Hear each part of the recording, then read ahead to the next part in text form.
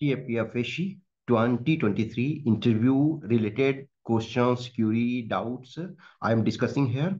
It is a continuous journey as I started much before that. Once you qualified written, once you qualified physical and medical, now your turn is of interview.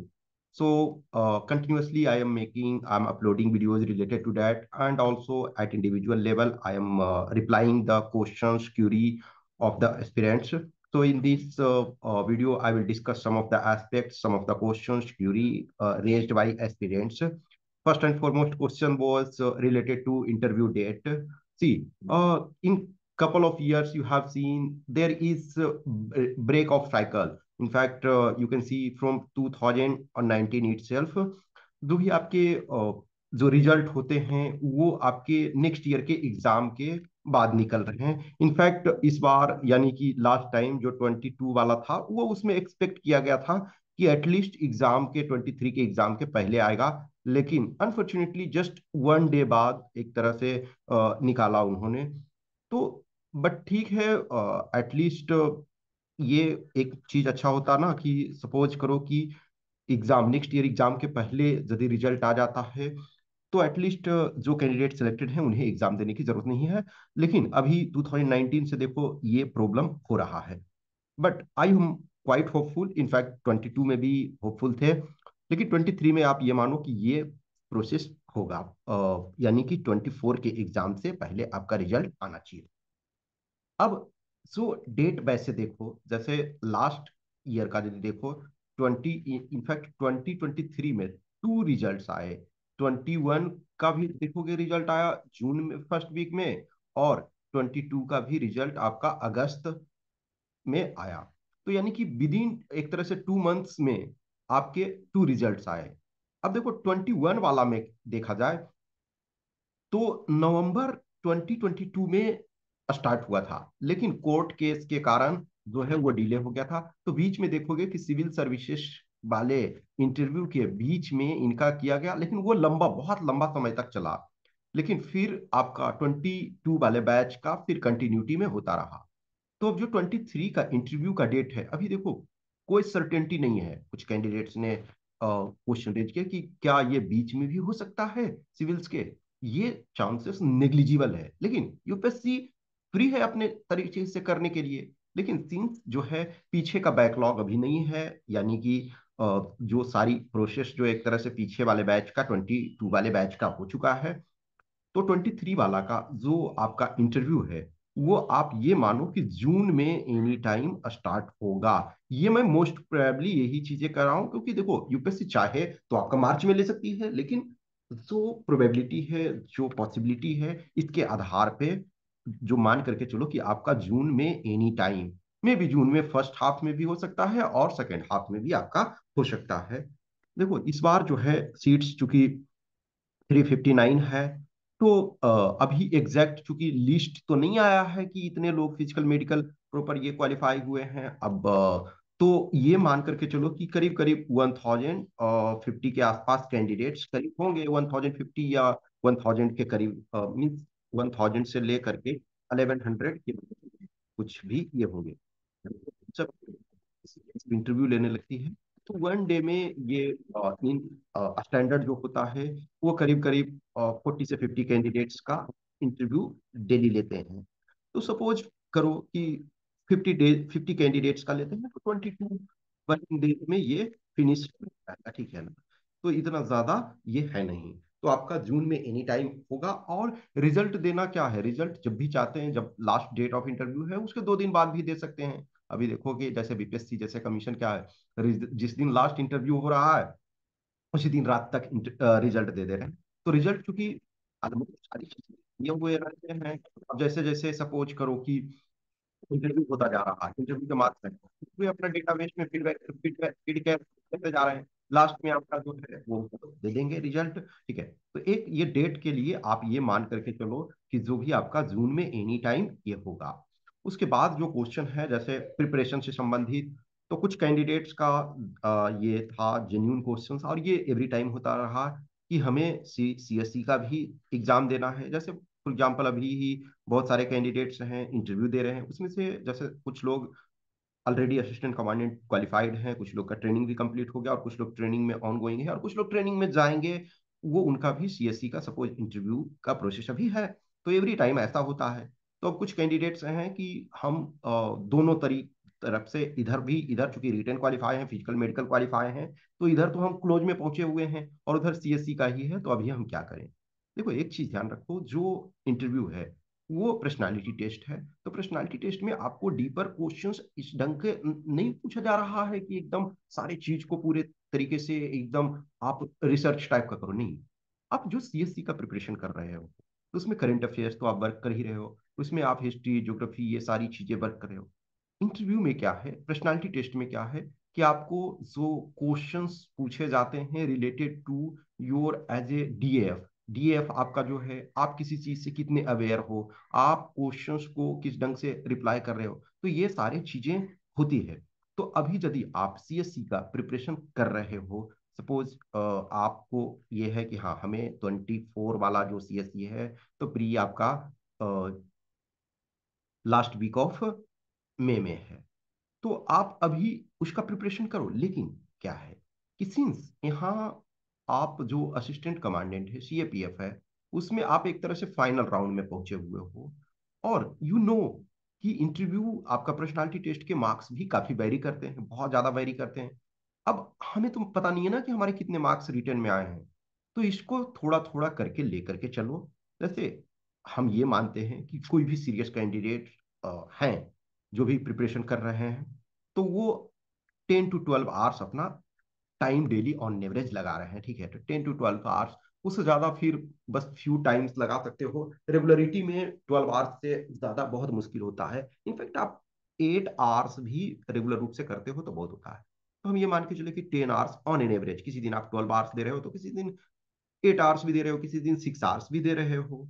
तो यदि आप 10 hours 12 hours दे रहे हो, suppose हम 10 ही मानते हैं, वो ज्यादा हमको लेने की जरूरत नहीं है, या हम 8 मान लें, 8 तो आप एटलीस्ट आपको देना पड़ेगा। 8 आवर्स यदि आप लगा रहे हो, तो ये कोशिश करो कि 6 आवर और या 6.5 आवर्स, ठीक है, वो आप सीएससी के प्रिपरेशन के लिए लगाओ। 1.5 आवर्स या depending on 2 hours, 1.5 to 2 hours जो है वो आप अपने इंटरव्यू के प्रिपरेशन के लिए लगाओ, ये सही है। आप कोई भी चीज, जैसे सपोज करो कि आप करंट अफेयर्स को पढ़ रहे हो सीएससी के लिए, तो ऐसा नहीं है ना कि करंट अफेयर्स में, हाँ, अब मेंस के पॉइंट ऑफ व्यू से आप उस पर वर्क नहीं कर रहे हो, करोगे, सपोज प्री के पॉइंट ऑफ व्यू से भी करोगे, लेकिन एटलीस्ट आप कुछ चीजों को जब पढ़ रहे हो तो आप अपना ओपिनियन बनाने के लिए रेडी रहोगे। तो यहाँ बहुत मायने रखता है किसी चीज का ओपिनियन बनाना। कोई भी घटना हो रही है, कोई भी इंसिडेंट हो रहा है, कोई भी इवेंट हो रहा है, तो आपको अपना ओपिनियन बनाना है। जैसे फॉर एग्जाम्पल 22 ऑफ जनवरी स्टरडे जो था, वो क्या है कि सो लॉर्ड रामा का जो स्टेच्यू है वो उसको इंस्टॉल किया गया वहाँ, ठीक है। तो जो प्राण प्रतिष्ठा जिसको कहते हैं, अब इसके लिए क्या है कि देश के हर पार्ट से लोग आए हुए थे, सारे लोग आए हुए थे। तो उसमें से अब उसको देखो, सिर्फ हमें ये न्यूज के पॉइंट ऑफ व्यू से नहीं देखना है कि अच्छा 22 जनवरी को हुआ, ये लोग आए, उससे कोई मतलब हमारे लिए नहीं है। इससे हमारे मायने है कि क्या ये आप एज ए पर्सन आप क्या इस पर सोचते हो, इज इट पॉजिटिव और या समथिंग और एल्स।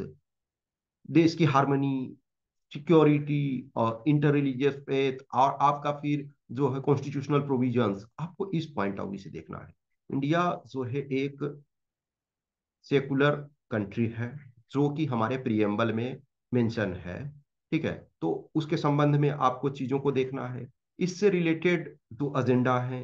दूसरा ये है, ये इलेक्शन ईयर है, तो आपका जब इंटरव्यू होगा, पर्सनालिटी टेस्ट जब होगा, तो तब तक ये लोकसभा का रिजल्ट भी आ चुका होगा। तो इस पॉइंट ऑफ व्यू से कि कैसे आपके एरिया में या आप जिस स्टेट से बिलोंग करते हो, तो इलेक्शन का लगता है आपको कि इसने इम्पैक्ट किया, तो इन चीजों पे ओपिनियन अपना बनाना है। आज 23 ऑफ जनवरी है, तो नेताजी सुभाष चंद्र बोस का बर्थ एनिवर्सरी को अभी जो है हम राष्ट्रीय पराक्रम दिवस के रूप में सेलिब्रेट करते हैं। इंडिया गेट पे भी देखो उनका जो स्टेच्यू लगाया गया, वो इंडिया गेट के पास, मीन्स जो आपका कर्तव्य पथ वाला जो एरिया है, ठीक है ना, वो, ठीक है, तो वहाँ बहुत सारी चीजें चेंज। तो अब सुभाष चंद्र बोस का है, तो इसके संबंध में चीजें चूंकि उनके नाम पे हो रही है, चीजें कुछ चल रही है। उसके बाद बहुत सारे देखोगे कि जो बहुत सारे आइलैंड्स हैं परमवीर चक्र अवार्डी के नाम पे, ये जो अंडमान निकोबार के डिफरेंट आइलैंड से, तो वो स्टार्ट कहाँ से किया गया? सुभाष चंद्र बोस जी ने एक तरह से के नेम से पहले हुआ, उसके बाद फिर परमवीर चक्र अवार्डी वगैरह। तो ये कुछ चीजें न्यूज में होती है, तो उसको थोड़े थोड़े आप दोनों पॉइंट ऑफ व्यू से करो कि ठीक है, हमें अपना सीएससी के पॉइंट ऑफ व्यू से भी हमारा काम आएगा, और इसके पॉइंट ऑफ व्यू से हमारा हमारा काम आएगा, ये पॉइंट ऑफ व्यू से। तो मैक्सिमम टाइम आप अभी अपने जिनको सीएससी वाला है वो उस पर दो, और 1 घंटे 1.5 आवर्स टू 2 आवर्स आप इस पर भी दो। और जिन कैंडिडेट्स का है कि डेडिकेटेड नहीं, मुझे सिर्फ असिस्टेंट कमांडेंट ही मेरा टारगेट है, नो अदर एग्जाम, या फिर मुझे बस यूनिफॉर्म फोर्सेस चाहिए हमारा लिए ये, तो आप अपना एक्स्ट्रा टाइम इस पर दो। लेकिन एक चीज ध्यान रखना, यदि आप असिस्टेंट कमांडेंट के लिए ही फुली डेडिकेटेड हो, तो जो 24 का असिस्टेंट कमांडेंट का सीएपीएफ का एग्जाम अगस्त में होगा, आप उसके लिए भी प्रिपरेशन रखो। उसमें भी जो चीजें पढ़ रहे थे, जैसे आपने रिटेन 23 के लिए पढ़ा, वैसे ही 24 के लिए रिटेन का आपको वो पढ़ते रहना है। क्योंकि इंटरव्यू को, पर्सनालिटी टेस्ट को इंटीग्रेटेड वे में लो, एक सेपरेट इंटिटी के तौर पे नहीं लो। आप जो भी कुछ पढ़ रहे हो उसमें आप ओपिनियन अपना बना रहे हो, और कुछ चीजें जो है, जैसे कहीं से भी आपको गाइडेंस जहां से भी मिलता है, फॉर एग्जांपल हम जो भी है गाइडेंस प्रोवाइड करा रहे हैं, और यदि आपको जहां से भी मिलता है आपको वो करना चाहिए। दूसरा ये है क्वेश्चन कि हम प्रिपरेशन वगैरह इसको कैसे करें, तो सबसे अच्छा है डीएएफ को अपना बेस लेकर के चलो। डीएएफ में जो भी की आपने जो भी वर्ड्स लिखे हैं आपने, उन सब पे वर्क करो, और करंट वगैरह जैसे चल रहा है वो चलने दो। अपने आप का, जैसे जो आपका स्ट्रेंथ है, आपकी वीकनेसेस हैं, उन चीजों को हाईलाइट करो, आपकी अचीवमेंट्स, आप क्यों यहाँ आना चाहते हो, आपका फैमिली सपोर्ट, ये सारी चीजें जो है कि मोटिवेशन कहाँ से मिला यूनिफॉर्म फोर्सेस में जाने के लिए, हमारे फोर्सेस अभी क्या क्या चैलेंजेस फेस कर रहे हैं, तो फोर्स से रिलेटेड चीजों को ये करते रहो। कोई भी न्यूज रिलेटेड, जैसे न्यूज़पेपर में यदि एडिटोरियल वगैरह में इंटरनल सिक्योरिटी से रिलेटेड कुछ भी आता है, उन चीजों को देखते रहो। एक्सटर्नल रिलेशंस में जो भी कुछ चल रहा है, जिसके सिग्निफिकेंस है इंडिया के संबंध में, उन चीजों को देखते रहो। अब ये जैसे रही मॉक इंटरव्यू की बात।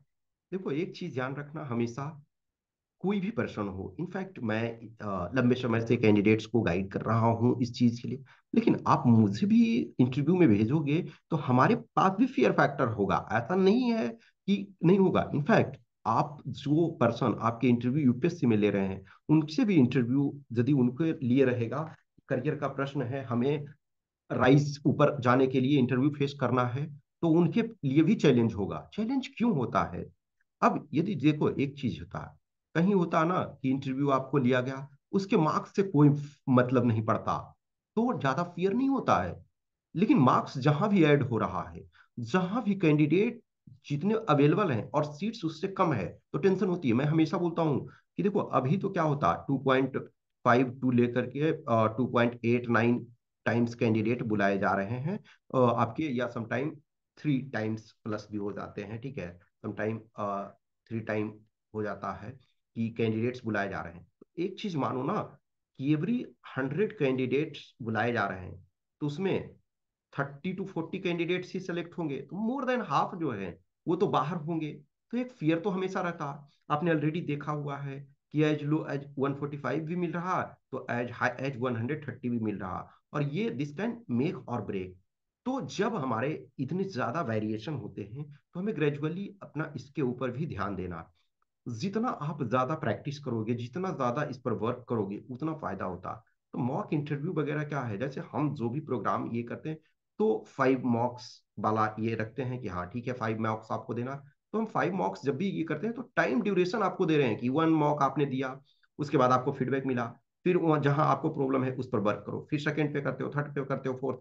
अब कुछ कैंडिडेट जैसे लास्ट 22 वाले में क्या हुआ, 22 वाले बैच में बहुत सारे कैंडिडेट्स को शॉर्ट इंटरवल पर उनको करना पड़ा। कभी कभी जैसे 3 डेज का ही, 2 डेज का ही गैप के बाद उन्होंने किया मॉक, नेक्स्ट मॉक, जैसे आज एक मॉक किया तो नेक्स्ट 3 डेज बाद उन्होंने दूसरा मॉक किया, फिर पता चला 3-4 डेज में तीसरा मॉक किया। ऐसे भी कैंडिडेट्स को हुए, क्योंकि टाइम जो इंटरवल है वो कम मिला। अब अभी से जैसे आप ज्वाइन करते हो तो आपके पास टाइम इंटरवल मिलता है। सपोज आप एक बार फरवरी में करते हो, दूसरा फिर सपोज मार्च में करते हो, फिर और से ही जब आपका डेट वगैरह आ जाता है तो उस ढंग से तो आपके पास टाइम मिलता है, आपके पास समय होता है, आप इम्प्रूवमेंट करते हो। जितनी ज्यादा बार आप मॉक में, जितने ज्यादा बार सेशन अटेंड करते हो, जितनी ज्यादा बार आप कम्युनिकेशन करते हो, जितनी ज्यादा बार आपका इंटरेक्शन होता है, उतना ज्यादा आपके पास कॉन्फिडेंस आता है। किसी के लिए भी कॉन्फिडेंस एक ऐसा चीज है जो एक दिन में नहीं आता। और ये ऐसा नहीं है कि आप लास्ट टाइम अपियर हुए इंटरव्यू में, एक्चुअल इंटरव्यू में, तो इसका ये मतलब नहीं है कि आप अब एकदम कॉन्फिडेंट हो गए कि हम इस बार जाएंगे तो आराम से कर लेंगे। नहीं, थोड़ा थोड़ा प्रैक्टिस करते रहो। एक फियर फैक्टर हमेशा रहता है और रहना भी चाहिए। थोड़ा फियर होता है तो कहीं ना कहीं हम अवेयर होते हैं। और ध्यान रखना कि 100% क्वेश्चंस को रिप्लाई करने की जरूरत नहीं होती। ऐसा नहीं है कि हमने कुछ क्वेश्चंस नहीं जानते थे, क्या होगा नहीं होगा। नहीं, इंटरव्यू एक ऐसा चीज है, 100% आप नहीं जानते हो, कोई दिक्कत नहीं है। लेकिन जहां आपको ओपिनियन देना है, जहां आपको अपना प्रेजेंट करना है, क्रॉस क्वेश्चंस होते हैं इसमें कि फर्दर क्वेश्चंस पूछे जा रहे हैं, तो उसके लिए आपको अटेम्प्ट करने के लिए तैयार रहना है। फैक्चुअल जहाँ इंफॉर्मेशन है, जहाँ कुछ चीजें हैं, उस पर बहुत अधिक ध्यान देने की जरूरत, मतलब यदि मिस्टेक्स हो जाते हैं तो उतना टेंशन लेने की जरूरत नहीं। अब क्या होता है, सपोज आप इंटरव्यू में, एक्चुअल इंटरव्यू में गए हुए, कुछ दो तीन क्वेश्चंस आपके नहीं आए तो आप टेंशन में आ जाते हो कि हमारा नहीं। आपको अंतिम तक फाइट करते रहना है। और ये सारी चीजें रियल में जब आप मॉक इंटरव्यू खुद का अटेंड करोगे, तब आपको पता चलेगा कि यस, हम में कहाँ कमी होती है। आप किसी चीज के लिए टेस्ट देते हो तो क्या है आपके पास, जैसे रिटेन वाले पार्ट में ही आप लिखते हो, तब ना आपको पता चलता है कि अच्छा हम ये मिस्टेक कर रहे हैं। बहुत बार लगता है मेरे मार्क्स कम आ रहे हैं, मेरे ये हो रहे हैं। तो आपको यहाँ भी इसी ढंग से लो कि जितने अधिक सेशन अटेंड करोगे, जितने ज्यादा, और एवरी इंडिविजुअल इज यूनिक। वो हर कैंडिडेट का डीएएफ अपना अलग है। आप अलग इन्वायरमेंट से आए हो, आप अलग जो एजुकेशनल, पता चला कि जैसे ऐसा हो सकता है ना कि आप दो भाई हो, पता चला दोनों अलग अलग स्ट्रीम से हो।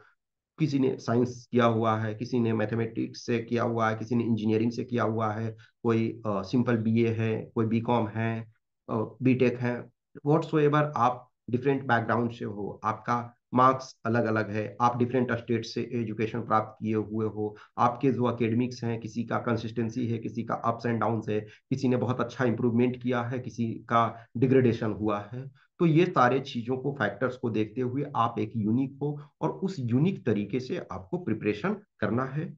फिर जहां भी और आपके क्वेश्चंस, क्यूरी, डाउट्स होते हैं, तो उनको आप बताते रहो, उनको करते रहो। उनको जितना आप करोगे, जितना आप रिवाइज करोगे, जितना आप उनके ऊपर वर्क करोगे, उतना आपका फायदा होगा। क्वेश्चंस होता है, आपको पूछना है, आपको ये करना है, ठीक है।